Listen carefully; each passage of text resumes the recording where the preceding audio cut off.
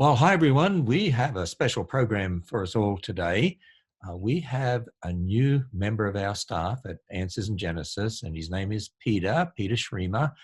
Well, we've been talking to Peter for quite some time, actually, and even before the whole COVID-19 situation, we had brought Peter on board to be a part of the Answers in Genesis ministry.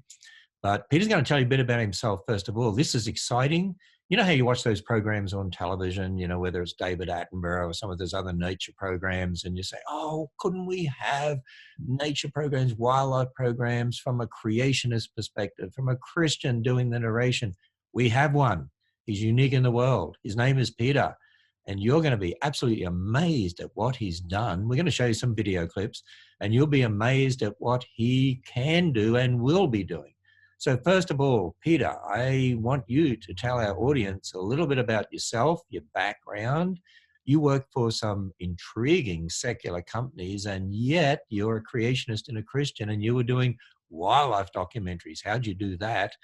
And as you talk to them, you'll also be telling them about what we're going to be doing through answers.tv and also through various live streams on social media for us.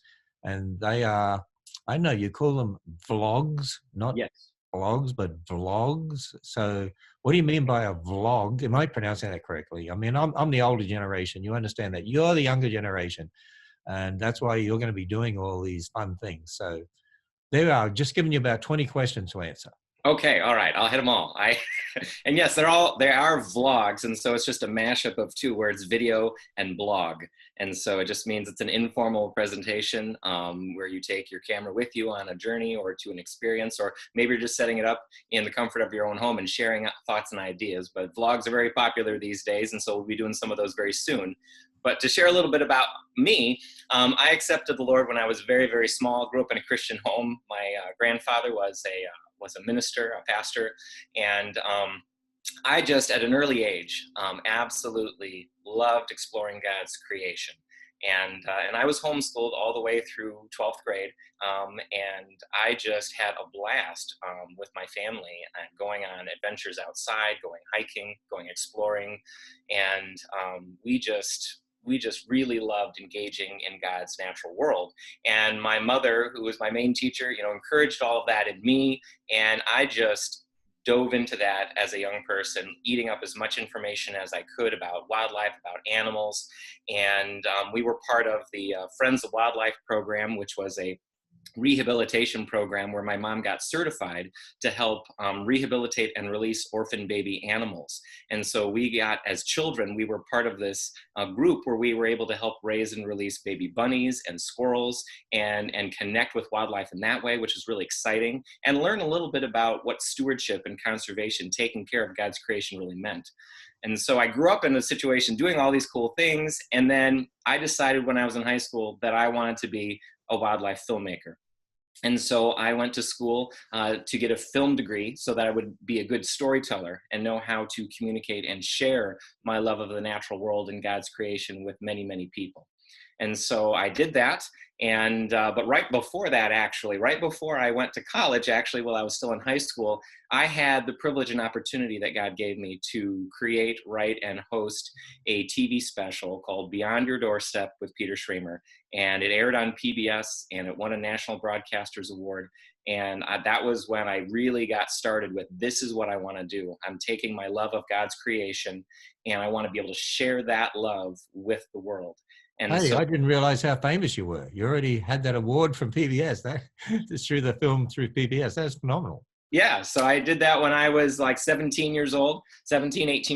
And then after college, I got picked up by the Smithsonian Channel and got to produce a series for them called Critter Quest. And it was a hands-on nature show for young children to teach them how to experience the world outside their door. And that was a ton of fun to do. And so we produced some episodes for them. And then... No, wait a minute. You work Yeah. for the Smithsonian? Yes. I wouldn't call them creationist, and yet you're a creationist and a Christian, and you were homeschooled and you're a filmmaker. How did that work out? Well, it was really a God moment. I mean, God works in amazing ways. And what happened was, there's sort of two pieces to answer that question. One was God moving in a very powerful way. I was able to get to the head of the network of Smithsonian Channel the very year that they were created. And so I was being hired directly by the president of the network, and because they didn't have programming yet. And so they needed something like what I was providing, and I got to get picked up right out of the chute. And so I was able to do that. And then once I was in that situation, to your point, like, how do you deal with the fact, that I'm a creationist and I'm working with the Smithsonian Channel? Well, the good thing is because I was the writer of the show, I just made sure that the show had zero references to evolution whatsoever, and was presented from a Christian perspective without using the buzzwords. And so I've actually had parents email me saying, we're watching Critter Quest and we noticed that you don't mention evolution at all. Are you a Christian? And so it was kind of neat to be able to see people pick up on that aspect. And so I was able to produce for a big place like secular place like Smithsonian, and still be a creationist and be able to work with them on that. So that was a blessing. Well, that is incredible. Hey, before we go on here, Yeah. how about I share a video clip of you? Now, you're a little younger in this one, Yes. but it has to do with one of your favorite animals, I think, porcupine. Is that right? Yes. Yeah, I love porcupines. Okay, we have porcupines actually at the Ararat Ridge Zoo at the Ark Encounter. So I'm going to do my best right now to share this on Zoom, and hope I don't, cause a problem here as we're trying to do all these things remotely. Isn't it great, the technology we have today, though, to be able to do this? So let me share this up here on the screen, and here we have the porcupine. All right, and so we'll play that and see what happens. My favorite Northwoods creatures, the porcupine. Porcupines eat just about every single part of a tree. Inner bark, buds, twigs, seeds, even leaves. Since their food source is found all over the forest and it doesn't run away, porcupines don't have to move too fast. There you go.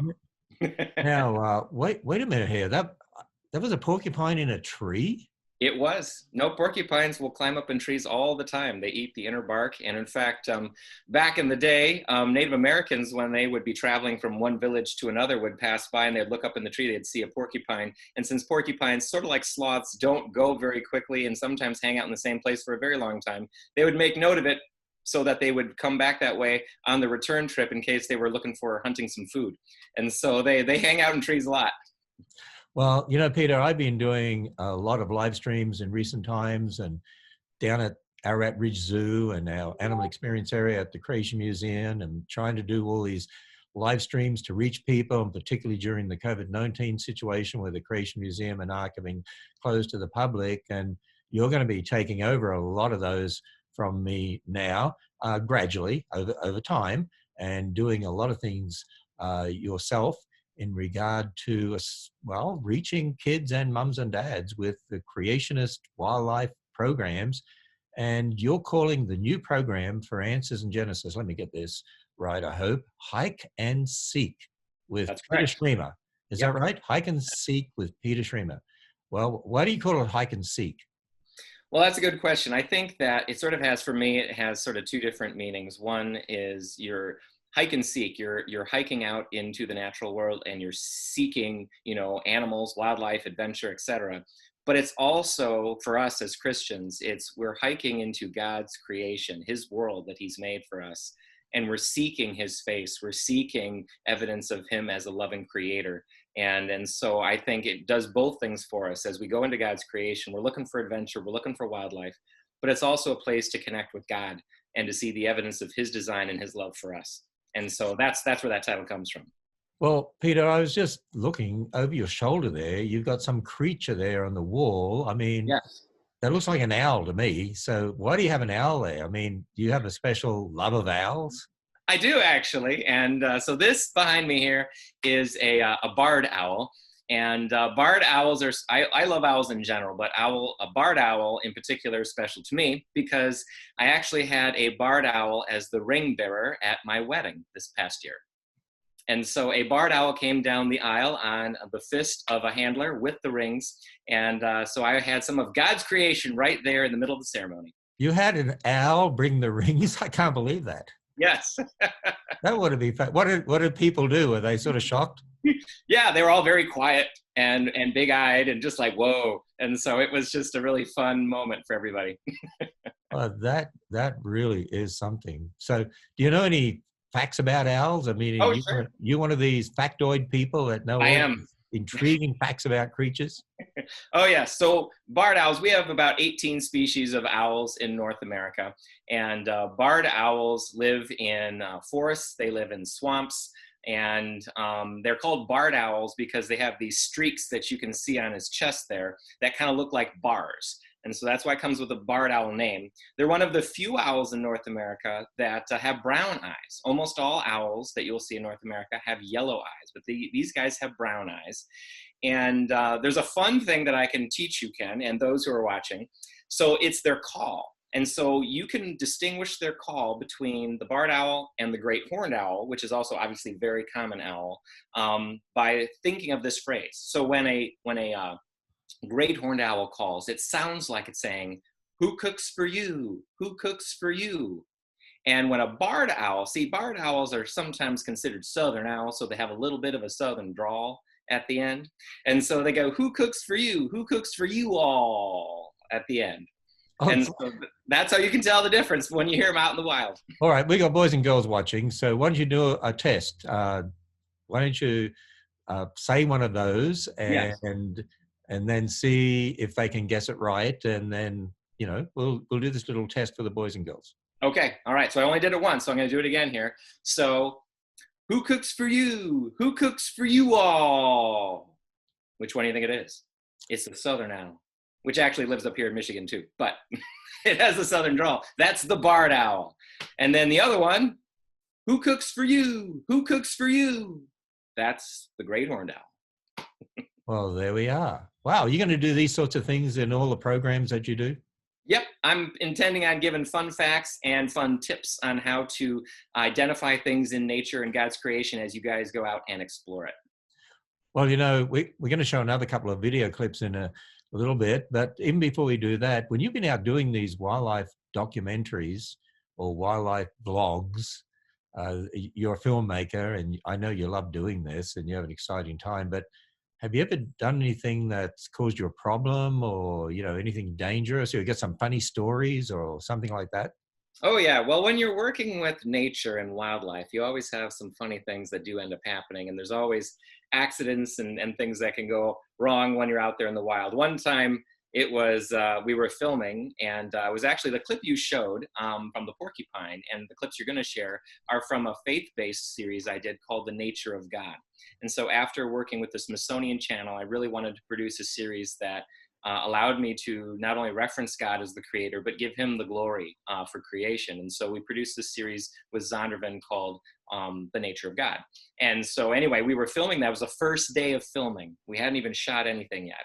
And I'm walking along this boardwalk in this cattail marsh, and I have these big hip boots on and a net and a pole. And I'm like, okay, I'm going to step off the dock into the water so that they can film me from the dock as I'm like exploring through the cattails. And I'm checking the depth of the mud.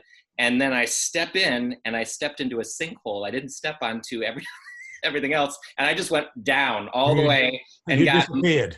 I just disappeared. And so I had to go back. We had to clean up. We had to wash clothes before we could film anything that day.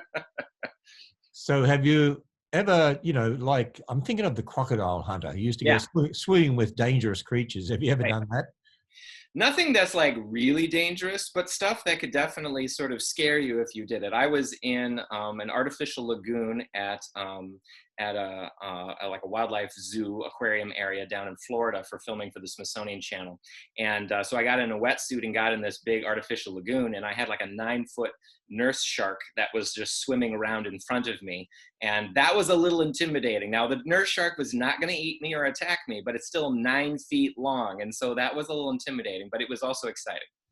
This might be the time that I should show a clip of one of your films here, one of your videos, but of a dolphin. Yes. Yeah. Okay, so let's do that. So let me share the screen here and go to the dolphin and see what we have got. Dolphins love interaction. They communicate with each other all the time through a system of squeaks, chirps, and clicks. They can even identify each other by the sounds of their voices. Dolphins also use sounds to see what's ahead of them and if danger is in the area. They make a click noise, and the sound wave travels through the water, bouncing off objects and returning to the dolphin. This is called echolocation and allows the dolphin to see what's ahead of it and if there are any predators, like sharks, in the area. It also helps them to find and catch their food, like fish, octopus, and squid. Since God is all-knowing, he provides each creature with what it needs to survive. There you go. Wow. You know what, Peter? I just so love, I've so wanted to see programs like that on television. Is that the sort of thing you're going to do in your hike and seek program for Answers in Genesis? Well, I don't know if I'll be diving in the water with dolphins right away. I'm going to be focusing on stuff that anyone, wherever they happen to be, can do just outside by going to a park or going to a state area where you can go out into the woods and focus on those types of things. Not everybody lives next to dolphins, but that could be happening and down the road as well. But you'll be able to actually use the animals at our zoo, our Refuge Zoo. That's exactly right. But there's lots of places that you can go to do all sorts of vlogs yes. for these wildlife programs, and all from a Christian creationist perspective. So have you got sort of some ideas of some of the things we might see in the next few weeks?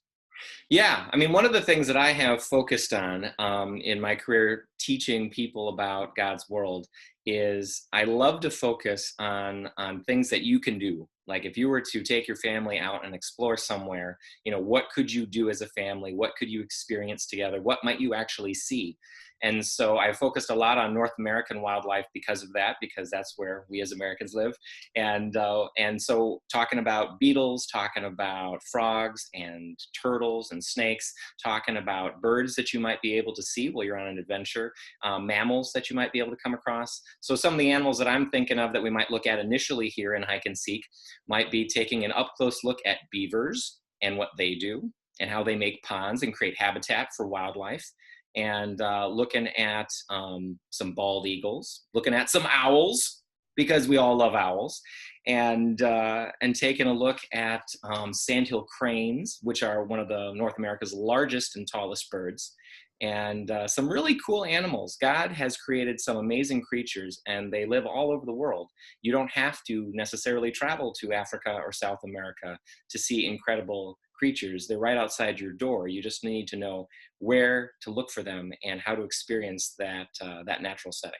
Wow, this is going to be absolutely fantastic. What a phenomenal addition this will be for our Answers.tv, a streaming service to have at Answers in Genesis, to reach people with the truth of God's word. I mean, the Lord is just doing some wonderful things, and a lot of this has come about because of the COVID-19 situation. It's interesting how you then think outside the box, and God does different things and it gets you moving in different directions. And this is one of those that we're moving in, which I think is going to be a phenomenal asset for the Christian world. By the way, did you know that we're building a big enclosure at Ararat Ridge Zoo right now to have some cranes in there? That's part of our expansion of our zoo down there. I don't know particularly which cranes, but we are going to have an exhibit of cranes there.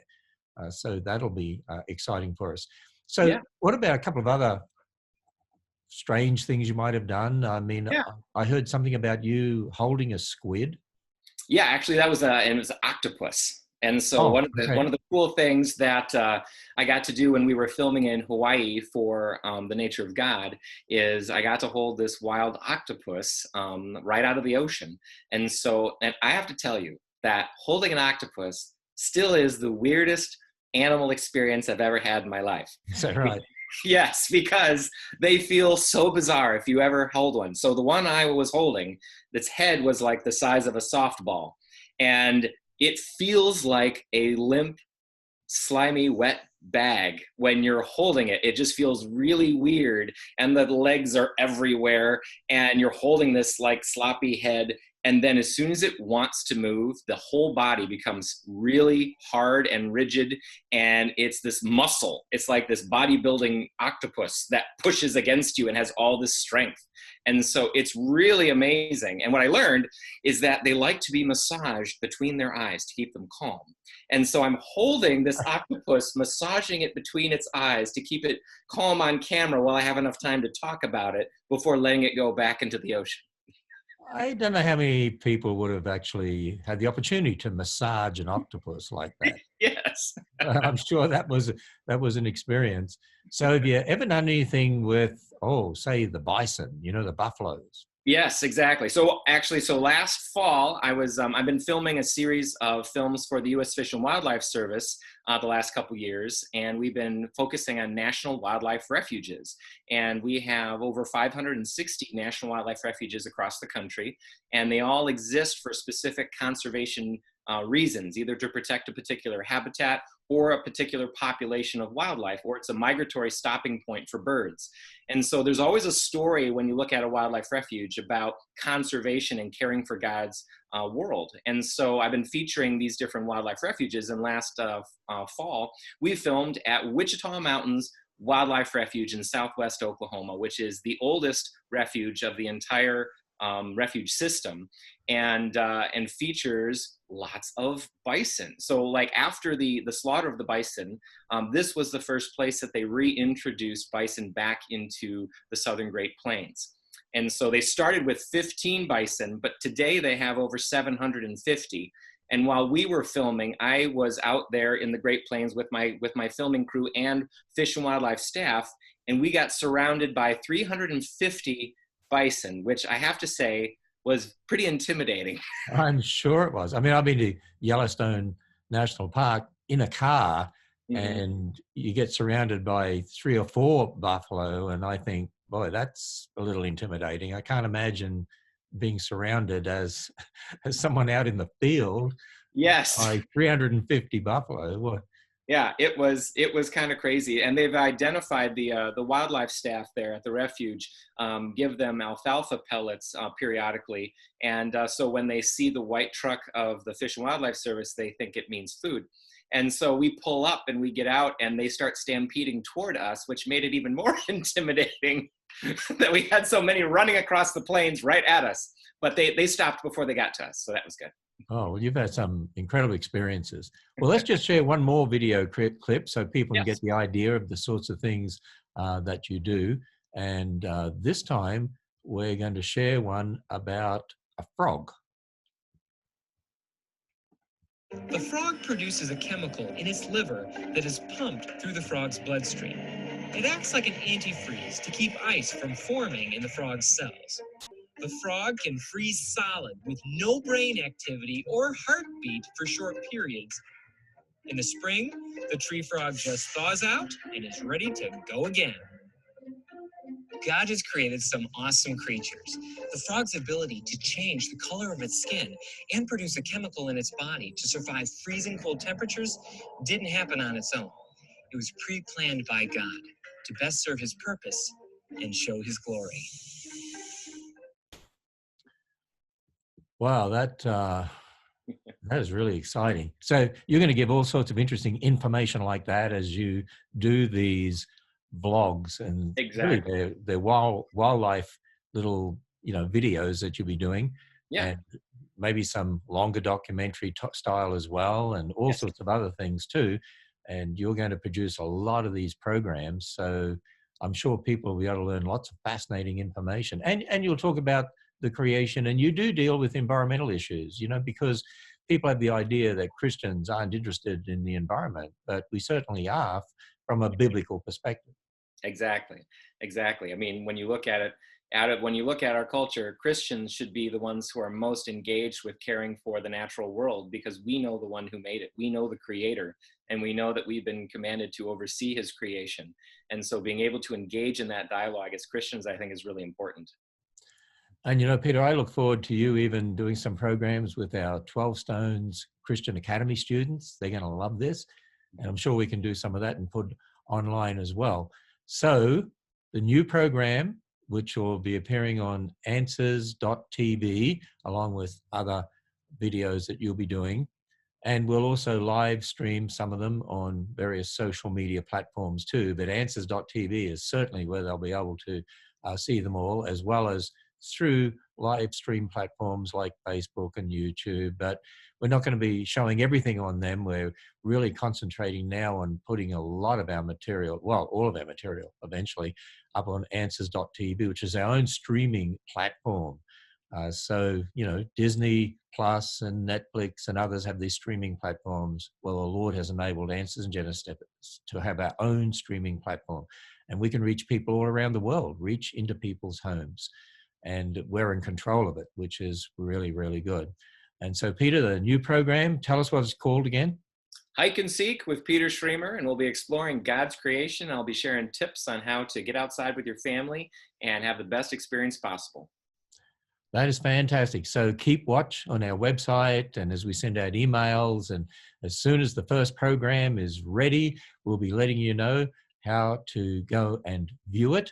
And we look forward to Peter doing all sorts of exciting things now over the coming years as we move ahead at Answers in Genesis to impact the world for God's word and for the gospel. And Peter, you won't need to try to, just use non-evolutionary words now. You can be very, very obviously outwardly Christian and creationist. And yes, I guess that'll sort of be like freedom to you, will it? It totally will. And I'm extremely excited about that. Well, that's great. Well, we look forward to seeing you in the very near future on the Hike and Seek with Peter Schremer. Schremer. It's not Schremer, right? It's Schremer. No, it's Schremer. Hike and Seek with Peter Schremer. Hey, Peter, welcome aboard Answers in Genesis. This is exciting. Kids, mums and dads, what an incredible opportunity we're going to have. God is good. And so we'll talk to you again another time, Peter.